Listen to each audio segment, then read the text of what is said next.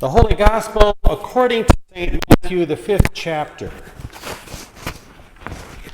Jesus said, "You have heard that it was said to the people long ago, 'You shall not murder, and anyone who murders shall be subject to judgment.'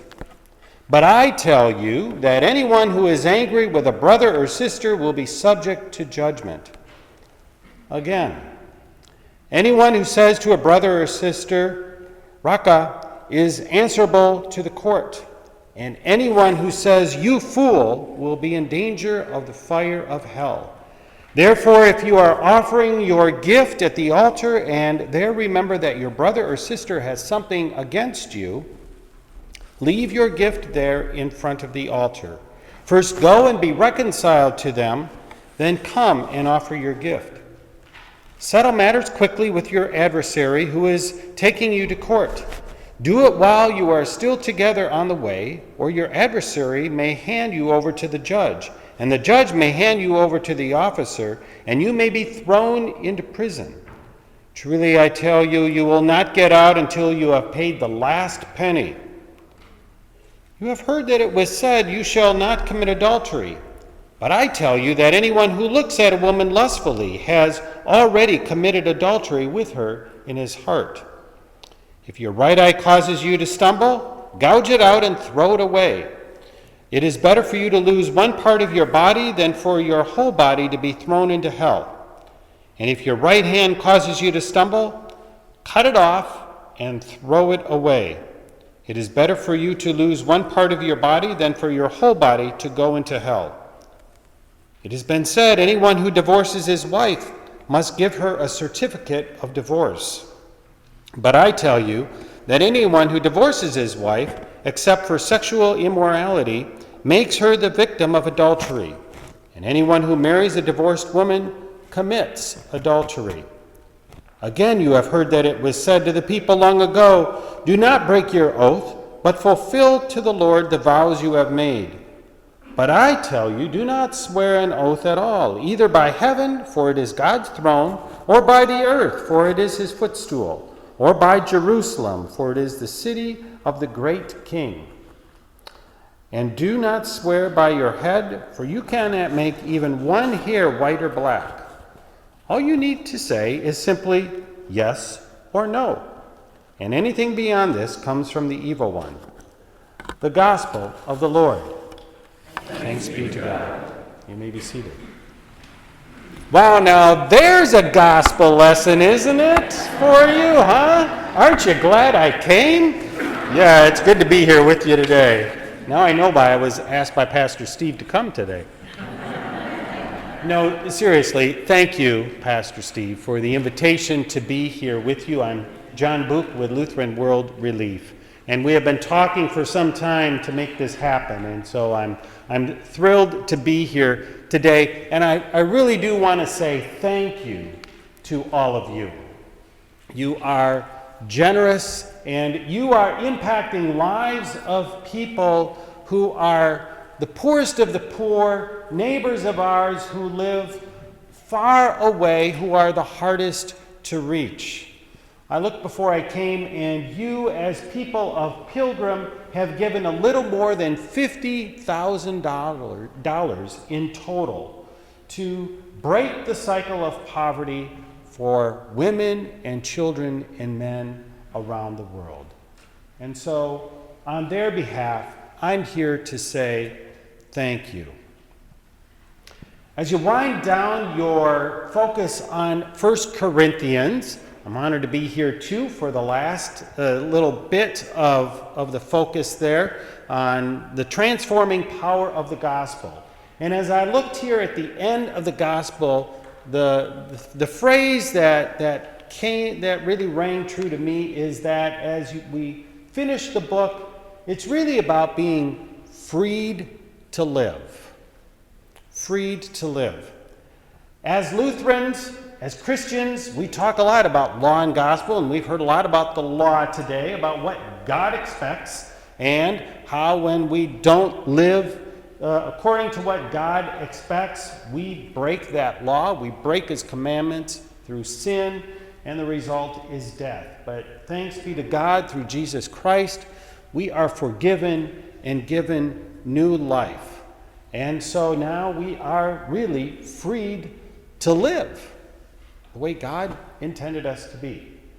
I had a seminary professor, maybe Pastor Steve, we shared Gerhard Ferde as a seminary professor together, and he would like to say, after he would conclude talking about death and sin and God's law, and then the gospel and the freedom that comes with Christ, he would say, well, now that you're free to live, what are you going to do?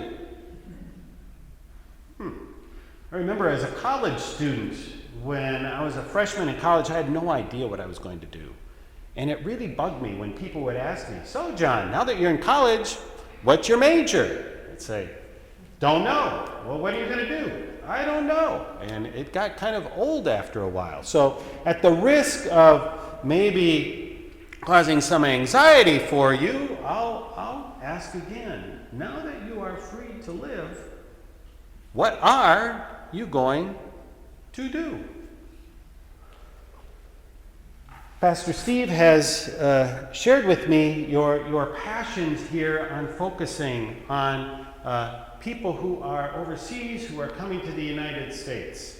And so that is truly remarkable and wonderful. So I'm going to share with you some ways that you are at work with those refugees. You are really living out the gospel, and you are free to live to reach people in need. And one person that I'd like to introduce you to this morning, her name is Shumsi. And she is in India. I met her several years ago. And she was telling me, you'll see a picture of her if you come to the adult forum. She's telling me that she's 20 years old. She's married. She has a 2-year-old daughter. And we were talking about her role in the community, and she oversees the nutritional aspect in the community. And everyone in the community gets their body mass index taken so they can track to see how the nutrition is progressing for people. They're growing vegetables, they're improving their nutrition. And then soon she went on to say that she is also taking some college classes. And with that, I just drew a blank. She had to have seen it in my face. And because in this village there's no electricity. It's in northeast India. It takes like 8 hours north of Kolkata to get there. And here she is, she's taking college courses. What she does is she walks many kilometers to a neighboring village where there's electricity, and she's taking online courses through a university in India. And I asked her, so what are you going to do when you graduate? And I put it a little better than that, and she said, I will do whatever the village needs me to do. I will do whatever the village needs me to do. And isn't that really what being freed to live is all about as people of God? We will do whatever God needs us to do, as we are freed to live. And you, in focusing on refugees, thank you for that. Through the Lutheran Community Services of the Northwest, through Lutheran Immigration and Refugee Service, there are so many refugees out there who need our love and support. One way that you're doing that is actually through Lutheran World Relief. In the country of Peru, they have welcomed something like 600,000 refugees from Venezuela. Peru is the second largest recipient of refugees from Venezuela. And you, through Lutheran World Relief, are welcoming those refugees into Peru. There's a gentleman by the name of Jose who has arrived there with his family. He made a trek of like 800 miles to get to Lima, and that was after he arrived in Peru.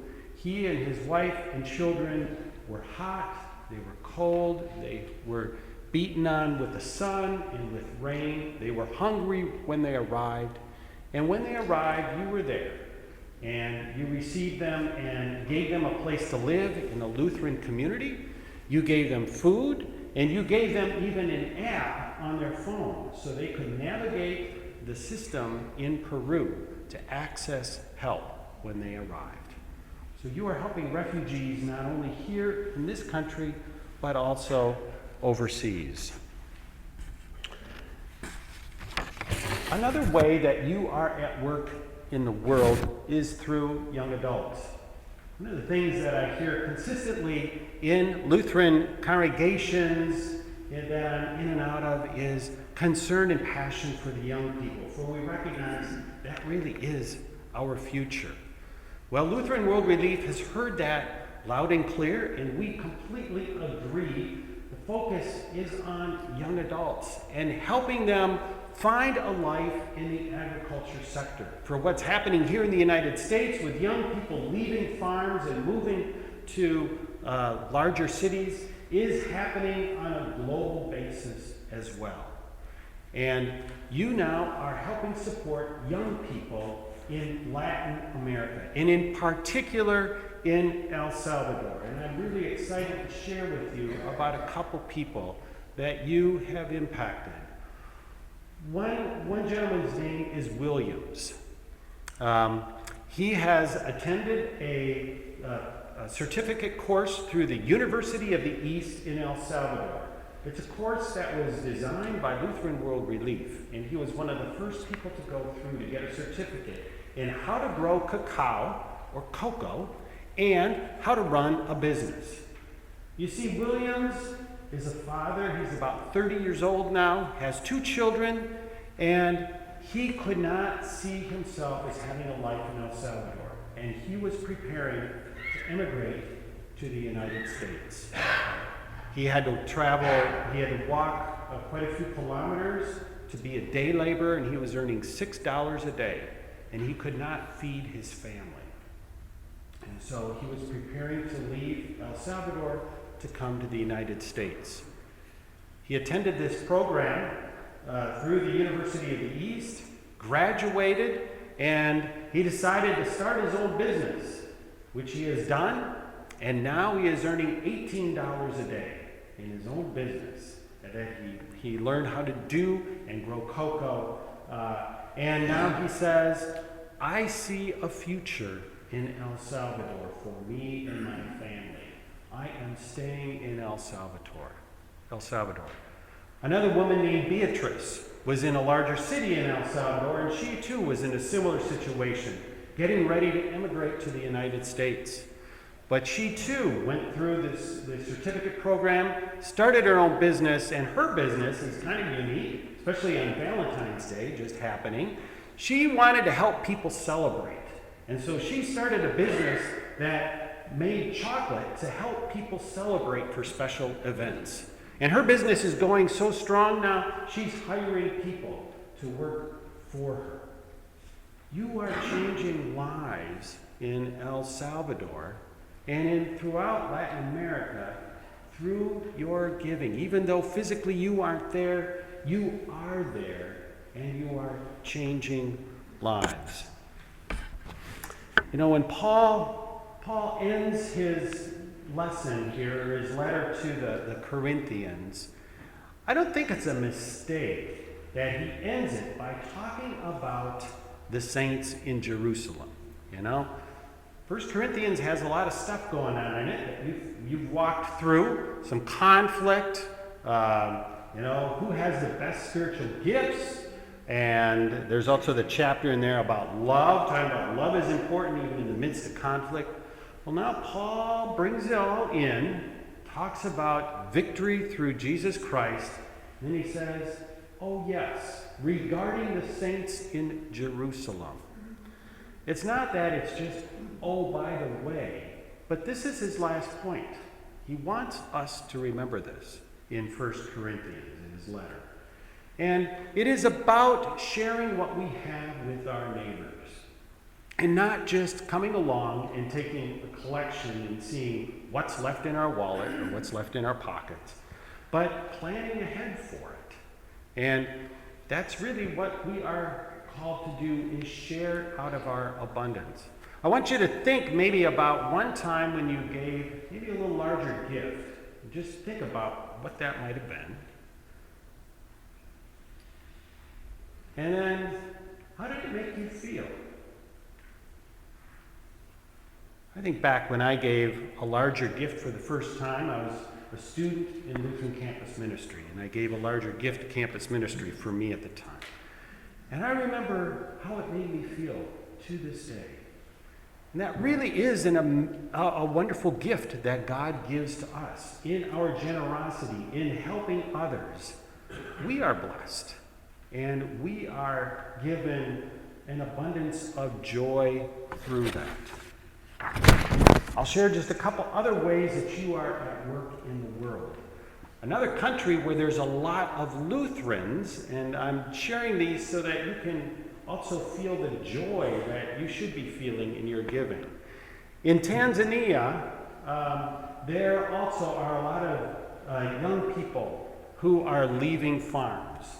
And some of them are really trying to get education to help themselves better, to be better. And one of our staff members there, his name is Moses, no joke, his name is Moses in Tanzania, stumbled onto the fact that many students who are graduating from what is in effect the technical colleges there were not being hired in the agriculture sector. So he started going around to local businesses. Why aren't you hiring these recent graduates? And basically these companies said, because they're not trained in what we need them to do. So Moses got to work with the Department of Education and rewrote the curriculum. And now one of the colleges there that had started using it, and no joke about the name of this one either, it's called the National Sugar Institute.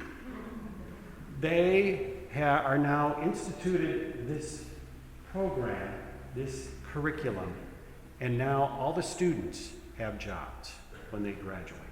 They're either hired or they are employed. And now this curriculum is being spread across the entire country of Tanzania, and there are a total of 36 educational institutions that are going to be using this. And in the matter of a few years, 25,000 students are going to go through this curriculum. That is what you are doing in Tanzania to help young people break the cycle of poverty and to have a life. Yes, there's a lot more to be done. There are many other countries where there is a lot going on and where there are our needs, like in Yemen and in India. But today we celebrate what you are doing, and you are making a difference. And we celebrate that God has gifted us with the ability to help our neighbors in need, to really live out what Paul is saying about the saints in need, and to know that as we share our blessings, we are blessed in knowing that others are growing and living and experiencing God's goodness through us. So if you don't remember anything else that I said, remember, thank you.